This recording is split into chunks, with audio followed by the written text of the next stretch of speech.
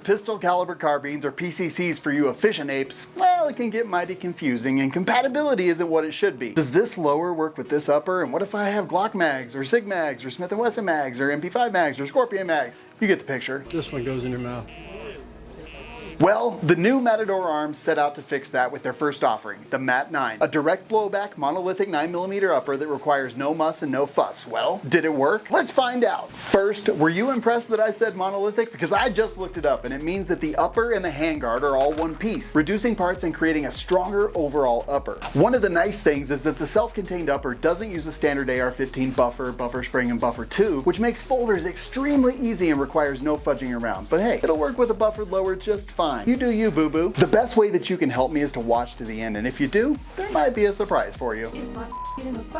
Matador Arms did an absolutely fantastic job of reimagining the aesthetic of the PCC from the beginning. The lines are futuristic and rough and tumble without being over the top. I genuinely love the way that it looks. The MAT-9 is a side-charging upper and is importantly non-reciprocating, which means once you charge it, it does not move with the travel of the bolt, so you can get a good grip and keep it without busting your moose knuckle. And overall, this thing just looks sick. I mean, not like it's ill, but it's just really cool. No cap. I don't even know what that means. Now, as is tradition, let me tell you about my build. I actually kept it reasonably simple and added only a red dot, silencer, and a complete lower. And to make my grip even better, I added a Walker Defense Research Nile panel that has silicon carbide to give you something to grab onto. Okay, don't be gross. The optic that I added is the Swamp Fox Optics 1X Prism, and it's called the Raider. It comes out really soon, and honestly, now that I think about it, I hope I don't get in trouble for spilling the beans. But you know what? You deserve to see the cool stuff. That review's coming out soon. For the lower, I used a prototype lower from New Frontier Armory. Literally, serial number 2. It takes MP5 magazines because, let's be honest, it looks hot as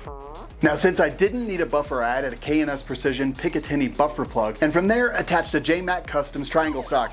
Hold the f up! I filed the paperwork with the ATF to make it an SBR first, but I didn't do that free shit. I made it under my FFL. The lower worked well, and although I had a couple minor annoyances because it's a prototype, they were fixed by using Loctite like a real gunsmith. The silencer attached to the 1/2x28 threads and is a raw finished T9 from Torn Suppressors, because I thought it looked cool with this gun, and having that drip is 50% of being in the gun world. This upper was designed to be suppressor ready out of the box and has functioned so well running suppressed as well as without cans. Sorry, Ellen Page. I tested the upper with a couple of Glock mag 9mm lowers, my MP5 mag lower, a 5.56 AR-15 lower with Mean Arms Endomag PMag insert, as well as a Matador Arms Glock mag well conversion. I also tried it on an AR-15 upper with the full buffer setup, and they all worked as advertised. In fact, if your lower supports last round bolt hold open, the upper does too. I was able to find one lower that didn't work, and when I tried it with the upper that I had on it before this, it didn't work either, so whatever, that gun sucks. Moving on. I have shot about 1,200 rounds of random ammunition, including self-defense ammo, some of it really low quality, and a bunch of it was with the Franklin Armory binary trigger in binary mode. It's run without any issues, and that is outstanding. Accuracy was great, and while you may see some misses in the video, don't forget I'm just literally mag dumping to test durability. When I took it to zero, I zeroed at 25 yards with 115 grain Max Tech ammo. My zeroed groups were touching like this 3-shot group that we're showing on the screen right now. I verified at 50 yards and was satisfied with the accuracy of both. Now, generally, a 9mm pistol caliber carbine is going to be used under 100 yards and most often under 50, so we don't need to get crazy with the testing. The barrel's a 7.8-inch lightweight nitrided 4150 steel barrel with a standard 1-in-10 twist. They tell me that they're going to be offering different barrel lengths before too long. In fact, stay tuned, they have some really cool extensions planned. Now, the upper weighs 3 pounds by itself, which combined with its short length and ability to add folding stocks or braces makes it a great backpack option. And for you lefties, the charging handle is reversible. You may notice the grip is unlike any you've seen before, and that's because it's a new Matador Arms product. I have like 4 of them now, and I like them so much that I've started replacing grips on some of my other guns. It's got a nice simple texture, excellent grip angle, and priced at under 30 bucks. And like we discussed before, the grip has drip. Not to be confused with gonorrhea. I don't want to go through that for the 9th time. Gross! Let's move on. Now let's talk about the back end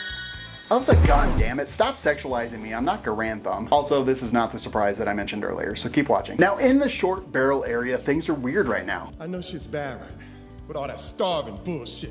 with braces and the ATF. Now my original plan was never to SBR this, but I ended up loving the whole package so much that I decided to send it. Now whether you SBR it or use a brace, they both work really well. In fact, depending on how things go, we may end up using the SAS sling method. Using pick rail lowers or even adding aftermarket buffer extension plugs like I did gives us a ton of options for all of it. Regardless, this gun will work and will be fun no matter what. So really, who's this for? Everyone is my answer. It's legal in USPSA PCC as an SBR, and the reliability I experienced, I would absolutely run it. Now a lot of competitors are running SIG MPX, CVC Scorpions, CMMG Banshee, and some other home built stuff. Now if you use something different, start a fight in the comments. Now when you look at the cost of some of the others, this is an easy win. It's a great truck gun if you're into that kind of thing, and a great hiking and backpacking option as well. Running self-defense ammo, it could be a fantastic home defense gun. Just attach a light or whatever you want to the M-LOK slots on the rail. The full pick rail on the top allows you to attach any optic setup that you want, and since it's monolithic, we learned, you can even mount things further forward with no internet penalties if you need room for flip-up magnifiers or whatever. Now before I mention price, don't forget there's a link in the description with links and coupon codes for every product that you see in this video. The MAT-9 Complete Upper runs retail just under $600, but with our coupon code, it's just a little over $500. They also offer a warranty against manufacturer's defect for the life of the product. Now the gang behind Matador Arms are absolutely awesome, and at GunCon this year, we were able to see longer barrels, handguard extensions, their own lower, and I'm absolutely stoked to see where they take this. If you're looking for an even shorter version,